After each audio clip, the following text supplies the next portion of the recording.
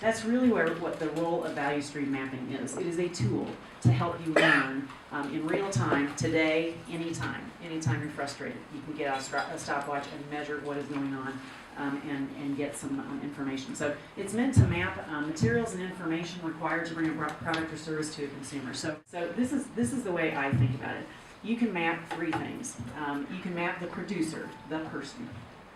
You can map a process, the process, and I think that most of the maps that we see all the time are process maps. Like, here's the process of getting our pneumovax, vaccines into the patient. Or you can map the product. So in my view, the product is a completed patient visit.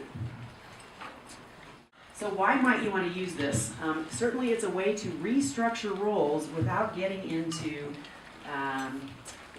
nastiness or perception of unfairness. It's a data-driven way to say, we need somebody else to take on this role.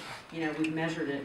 This person is doing too much task switching, too much interrupting, whatever. So it gives you a data-driven way to make changes, to stay out of trouble with your staff. It certainly empowers staff and maintains buy-in. It allows you to examine outliers. So if it's your perception that you have one physician who's really efficient and one who just isn't, and you're probably looking at number of patients that they see, but really by observing exactly what they do and looking at the proportion of time spent in physician work, I think that's a better metric, in a way, and you can adjust the schedule accordingly as long as you don't have providers varying a great deal in the actual tasks that they do.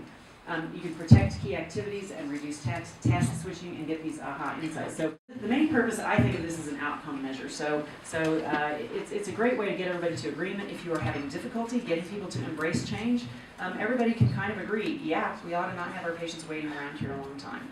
So it gets, if you perceive that change is going to sort of degenerate into finger pointing on who's not doing what, you can start with, we're just going to measure our change through its effect on patient value at a time. It's by far the easiest, and in fact it's even easier if you do, as Dr. Bender suggested, give the patients the stopwatch. Tell them what you're after. Just say, I want you to click this when you are called back to the room. I want you to click it when the inmate comes in. I mean, it'd be very easy now with all the electronic tools we have to just have one day a month where, as patients check in, you ask them whether they would help you capture this data.